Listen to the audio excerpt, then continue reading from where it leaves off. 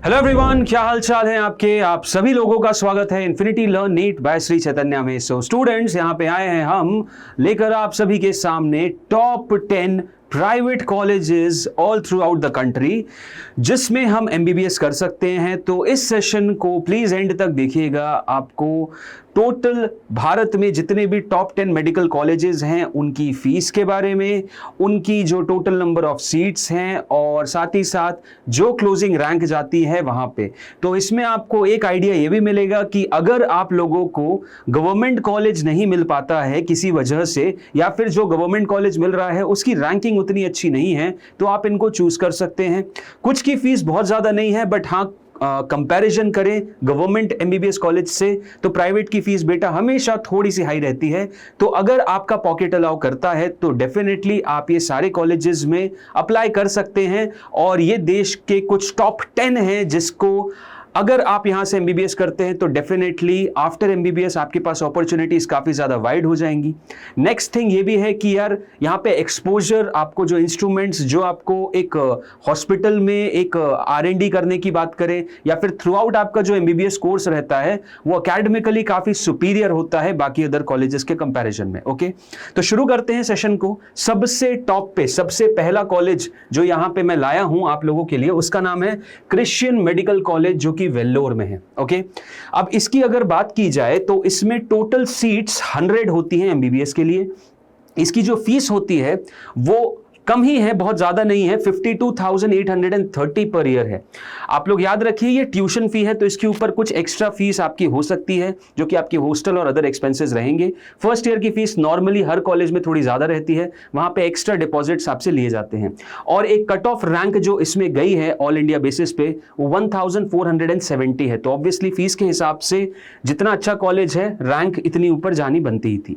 Next अगर मैं college की बात करूं सेकेंड रैंक पे, तो वो आता है मेरा यहाँ पे कस्तूरबा मेडिकल कॉलेज जो कि मणिपाल में है। सो केएमसी बेटा अपने आप में बहुत ही ज्यादा बढ़िया कॉलेज है। केएमसी मणिपाल की बात करो और केएमसी एक और है उसकी बात की जाए तो दोनों ही केएमसीज की रैंकिंग काफी अच्छी है। एनआईआरएफ की रैंकिंग के हिसाब से भी बहुत अच्छे हैं और काफी अच्छा एक्सपोजर मिलता है यहाँ पे आपको। इसकी टोटल नंबर ऑफ सीट्स की अगर आप बात करोगे तो 250 है। ओके, इसकी टोटल नंबर ऑफ सीट्स 250 है। इसकी फीस अगर मैं ईयरली बेसिस पे बात करूं तो 17 लाख रुपीस है और इसकी कट ऑफ रैंक 10,820 जाती है जनरल के लिए। यहां पे ऑब्वियसली अदर कैटेगरीज में रैंक थोड़ी स्विच ऑफ हो सकती है। और यहाँ पे मैनेजमेंट कोटा भी होता है बेटा, तो मैनेजमेंट कोटा मैं यहाँ पे लाया नहीं हूँ। यहाँ पे मैं आपको आपके जो नीट के स्कोर कार्ड और उसकी रैंकिंग के हिसाब से जनरल कोटे की कट ऑफ रैंक लेकर आया हूँ। ठीक है, तो ये हमारा सेकेंड नंबर का कॉलेज होता है।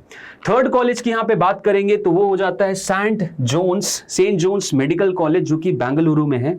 यहाँ पे टोटल नंबर ऑफ सीट्स आपकी 150 है और इसकी जो ईयरली फीस है वो 7,77,135 रुपीज है। और जो लास्ट क्लोजिंग रैंक गई थी इसकी वो 45,422 गई थी। ओके, सो ये अचीवेबल है, इसमें आप एडमिशन ले सकते हैं। देन फोर्थ की बात करूं मैं तो PhD institute of medical sciences and research जो कि कोयम्बटूर में लोकेटेड है और इसमें अगर नंबर ऑफ सीट्स की बात की जाए तो 150 हो जाएगी और जो फीस हो जाएगा वो 12,50,000 12,50,000 पर ईयर है। कट ऑफ रैंक इसकी 83,558 गई थी, तो इस कॉलेज को भी आप लोग चूज कर सकते हो। देन बात करें नेक्स्ट की तो श्री रामचंद्र मेडिकल कॉलेज जो कि चेन्नई में है। इसकी अगर मैं टोटल नंबर ऑफ सीट्स की बात करूं तो 150 आती है और 25 लाख इसकी ईयरली फीस है। अगर इसकी कट ऑफ रैंक की बात की जाए तो 12,397 इसकी ऑल इंडिया कोटा के हिसाब से जनरल के लिए लास्ट की क्लोजिंग रैंक गई थी। ओके, सो इससे कम रैंक में हो तो आपके लिए डेफिनेटली ऑप्शंस हैं, इस कॉलेज में आप पिक कर सकते हो। देन उसके बाद बात करें क्रिश्चियन मेडिकल कॉलेज जो कि लुधियाना में है, तो यहाँ पे total number of seats non Christians के लिए बस 13 है। फीस जो है इसकी ईयरली 6,60,000 है ईयरली और 257 इसका जो कट ऑफ रैंक गई थी आपके ऑल इंडिया कोटा के हिसाब से। देन बात की जाए एमएस रमैया मेडिकल कॉलेज जो कि अगेन बेंगलुरु में है, इसमें नंबर ऑफ सीट्स 250 है। इसकी अगर फीस की बात की जाए तो 22,15,750 पर ईयर है और जो क्लोजिंग रैंक गई थी वो 83,558 गई थी ऑल इंडिया कोटा के हिसाब से। ये सारे AIQ के बेसिस पे हैं। Okay, then Jawaharlal Nehru medical college Bengaluru, इसकी अगर मैं बात करूं तो इसमें 150 आपकी नंबर ऑफ सीट्स है। फीस इसकी 18,30,000 पर ईयर रहेगी और कट ऑफ यहां पे 45,422 रहेगा।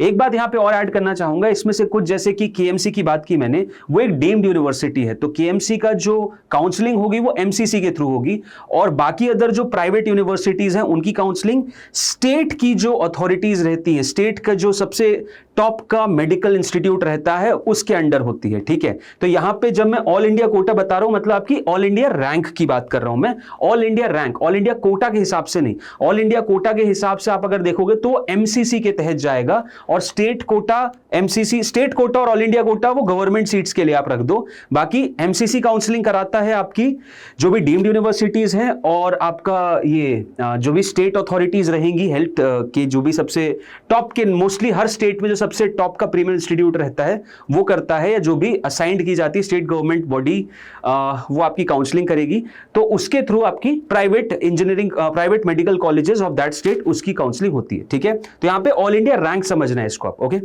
देन कट ऑफ रैंक यहां पे आप बात करेंगे तो 45,422 रहेगा। ये Jawaharlal Nehru JLN medical college Bengaluru का है।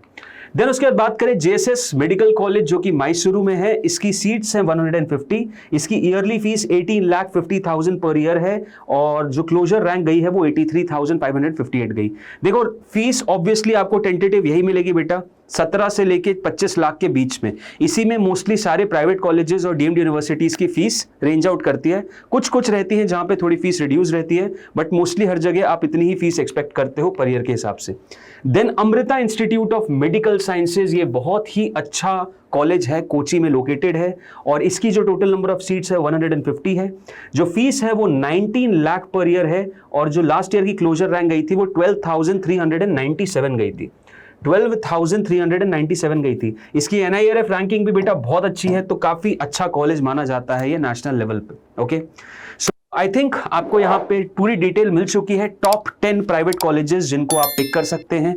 आपकी जो भी स्कोर कार्ड आया है नीट 2024 के हिसाब से, जो भी उसमें रैंक बन रही है, अगर आपका पॉकेट अलाउ करता है तो आप डेफिनेटली इन कॉलेजेस को भी चूज कर सकते हैं, क्योंकि इनसे MBBS करना भी एक अच्छे गवर्नमेंट मेडिकल कॉलेज से MBBS करने की इक्वलेंट ही है। आपका आगे का फ्यूचर भी काफी ज्यादा अच्छा होगा और साथ ही साथ आपका ओवरऑल कोर्स का जो करिकुलम डिजाइन है और जो भी पूरा प्लान बना हुआ है, स्टडी प्लान रहेगा, वो बहुत ही ज्यादा अच्छा है और नेशनल स्टैंडर्ड्स के हिसाब से।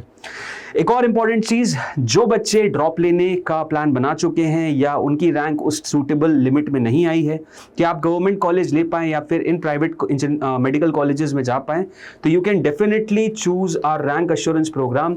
श्री चैतन्य का फ्लैगशिप प्रोग्राम है ये, जो कि रैंक प्रोड्यूस करने में इतनी महारत हासिल कर चुका है। नीट 2023 की अगर बात करूं तो 20,000 प्लस स्टूडेंट्स ने नीट क्वालिफाई किया था, जिसमें से अराउंड 9,000 तो डॉक्टर्स के लिए MBBS को एडमिशन मिल चुका है सरकारी स्कूल MBBS कॉलेजेस में। तो बहुत अच्छी इंपॉर्टेंट चीज़ है और इसमें काफ़ी यूनिक चीज़ें हैं। 480 आवर्स ऑफ लाइव क्लासेस हैं, डाउट सेशंस हैं, डिफरेंट वेराइटीज़ ऑफ टेस्ट्स हैं, 1-to-1 मेंटरशिप प्रोग्राम है, प्रैक्टिस सेशंस चलते हैं, उसके बाद फिर आपके कॉन्सेप्ट सेशंस है, दोनों का एक कंबाइंड एनालिसिस है। बैच साइज बहुत छोटा है, यहाँ पे आप बहुत बड़े बैचेस में नहीं पढ़ रहे हैं। एक बहुत इंपॉर्टेंट बात हो जाती है नीट के पॉइंट ऑफ व्यू से, क्योंकि आप देख सकते हैं कट ऑफ कैसा हाई जा रहा है हर साल, और नीट 2024 में आप खुद ही जानते हैं कि कट ऑफ कितना स्काई रॉकेट कर चुका है। अगर यही ट्रेंड बना रहा तो फिर आप सभी स्टूडेंट्स को जानना बहुत जरूरी है कि अब हम लोगों को नॉर्मल तरीके से नहीं पढ़ाई करनी है। We can not be normal. अब हमें एक एक्स्ट्रा एफर्ट डालना पड़ेगा, अब एक एक्स्ट्रा इंच का एफर्ट और एक्स्ट्रा इंच का पूरी मेहनत हमें एक्स्ट्रा करनी पड़ेगी, क्योंकि वो जरूरत है। That is the need of the hour. आपको अपनी लिमिट्स को पुश करना पड़ेगा, क्योंकि तभी आप वो 650 प्लस के एक सेफ बैरियर स्कोर पे पहुंच पाओगे। अगर आप वो चीज जानना चाहते हो तो एक पर्सनल एडवाइस सभी को है, प्लीज ऐसी जगह पढ़िए जहां पे आपको एक पर्सनलाइज्ड अटेंशन मिल पाए आपके टीचर के थ्रू, क्योंकि जब तक आप अपनी अपनी वीकनेसेस को जान के उनको डेवलप नहीं कर पाएंगे, तब तक हमेशा एक हर्डल रहेगा और आप कॉम्पिटिटिव एनवायरनमेंट में बिल्कुल एग्जिस्ट नहीं कर पाएंगे। कंपटीशन में बेटा वही एग्जिस्ट कर पाता है और उसी बच्चे की रैंक आती है जिसने हर टाइम अपने आप को रेगुलर बेसिस पे इंप्रूव करा है, जिसने अपनी वीकनेसेस को देख के बैक ऑफ नहीं किया है, अपनी वीकनेसेस को समझ के उस पर वर्क करके उन्हें इरेडिकेट किया है अपनी जिंदगी से, तभी जाके वो आगे बढ़ पाया है।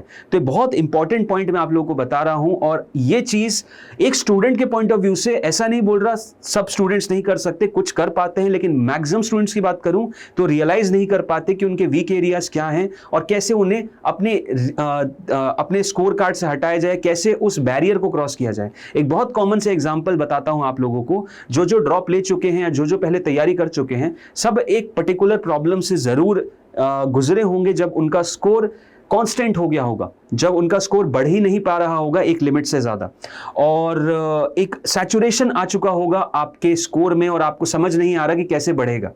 और मैंने लास्ट ईयर इतने सारे स्टूडेंट्स के उस सैचुरेशन लेवल को ब्रीच करके उन्हें आगे पहुंचाया है, just because of the fact क्योंकि उनके जो वीक और ग्रे एरियाज हैं उनको डिटेक्ट करा है, और डिटेक्ट तभी हो पाया क्योंकि वो पर्सनल मेंटरशिप में थे।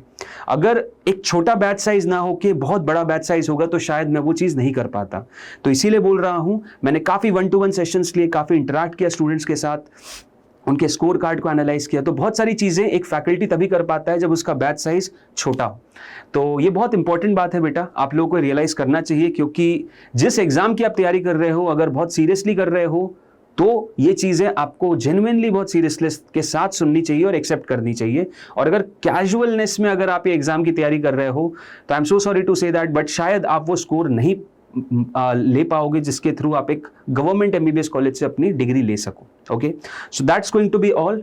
साथ ही साथ टेलीग्राम का चैनल आप सभी ज्वाइन कर लीजिए, जिसपे आप लोगों को सारे नोट्स, सारी चीज़ें, सारे अपडेट्स मिलते हैं। एक बहुत एक्टिव कम्युनिटी है यहाँ पे स्टूडेंट्स की, जो कि अपकमिंग एग्जाम नीट 2025 प्रिपेयर कर रहे हैं। तो you can definitely join this Telegram channel, इसकी लिंक डिस्क्रिप्शन में मिल जाएगी। और आपको कोई भी अदर रेलिवेंट डाउट होता है या आपको रैंक एश्योरेंस प्रोग्राम से रिलेटेड कुछ भी बात समझनी है, जाननी है या हमसे कनेक्ट करना है, गूगल फॉर्म आपको डिस्क्रिप्शन में मिलेगा, उसको भर दीजिए, you will get a call from our end. So इसी के साथ सेशन को क्लोज करूंगा। अगर वीडियो अच्छा लगा तो प्लीज लाइक करिएगा एंड मिलते हैं अगले वीडियो में। तब तक के लिए बेटा all the best and take care all of you.